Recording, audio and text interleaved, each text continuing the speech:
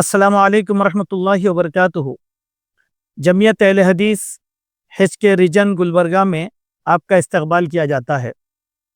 آج میں آپ کے سامنے تاریخ کی ایک حقیقت بتانا چاہتا ہوں۔ عمومی طور پر پورے ہندوستان میں مسلمانوں کے درمیان علماء سو کی جانب سے یہ پروپیگنڈا کیا گیا ہے کہ اہل حدیث یہ انگریز کے زمانے کی پیداوار ہیں اور اہل حدیث یہ کل پیدا ہوئے ہیں۔ دوستو، یہ ایک بہت بڑا جھوٹ، بہت بڑا پروپیگنڈا ہے۔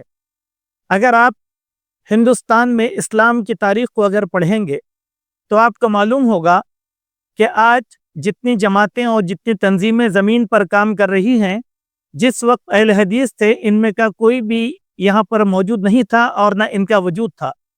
میں تاریخ کے اوراق کو آپ کے سامنے بتانا چاہتا ہوں کہ جس وقت ہمارا یہ ملک جس کو انگریزوں نے قبضہ کر لیا اور یہاں انگریز کے استعمار کا طوطی بولتا تھا، اس ملک کو ایسٹ انڈیا کمپنی نے قبضہ کر لیا، تو یہاں پر سب سے پہلے انگریزوں کے خلاف جن لوگوں نے جد و جہد کا آغاز کیا تھا وہ علماء کرام کا طبقہ تھا، اہل حدیث علماء کرام کا طبقہ تھا۔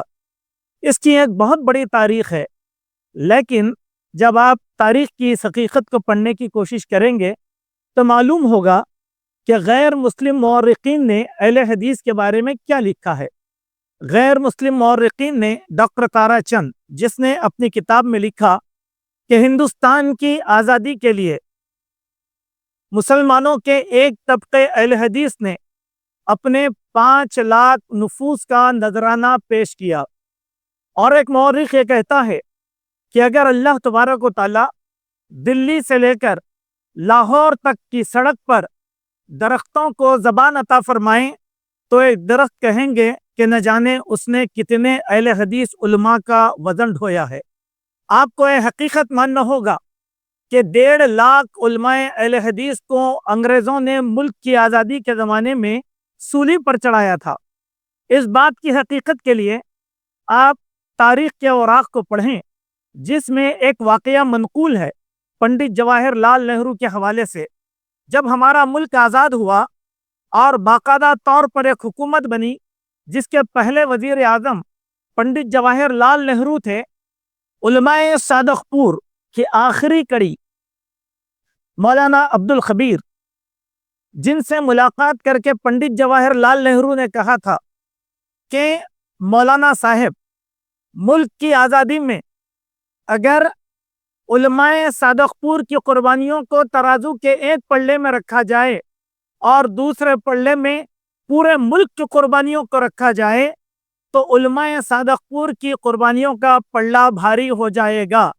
آپ نے قید و بند کی صعوبتیں برداشت کی، آپ نے کالے پانی کی سزاؤں کو بھگتا، آپ کی جائیداد کو نیلام کیا گیا، خرچ کیا گیا۔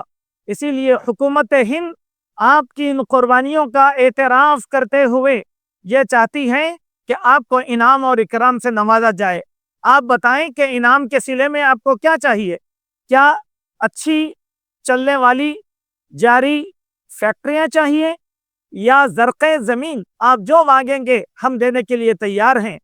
تو وہاں پر علماء صادق پور کے مولانا عبدالخبیر نے کہا تھا کہ پنڈت جی، ہم نے یہ قربانیاں اللہ کی رضامندی کے لیے اور وطن کی آزادی کے لیے دیا تھا، ہمارا بدلہ اللہ کے پاس ہے، ہم حکومت سے کسی قسم کی کوئی توقع نہیں رکھتے اور نہ امید رکھتے ہیں۔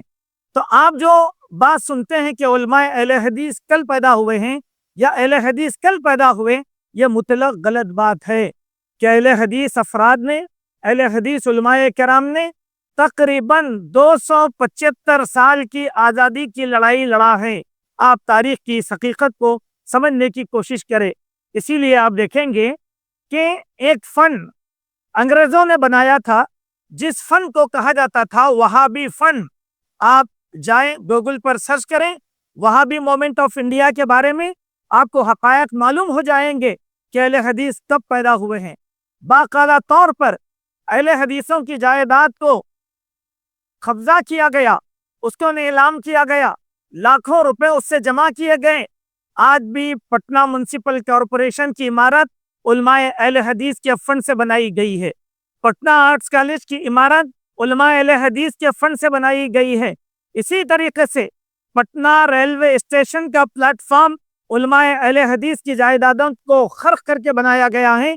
फिर यह कैसे इंसाफ की बात है कि अहले हदीस कल पैदा हुए हैं? नहीं, दावत व तबलीग के मैदान में सबसे पहले अहले हदीस का वजूद इस हिंदुस्तान में हुआ और आज भी है। यह जमाना अहले हदीस का जमाना है, यह सदी अहले हदीस की सदी है। जब तक अहले हदीस इस जमीन पर रहेंगे, न इस्लाम के खिलाफ कोई बुरी बात को उठने देंगे और न वो खामोश रहेंगे। हर किस्म का रद्द उलमाए अहले हदीस करते रहेंगे। यह अहले हदीस की हकीकत है और यह अहले हदीस की सच्चाई है। आप इसको किताबों की रोशनी में पढ़ने की कोशिश करें।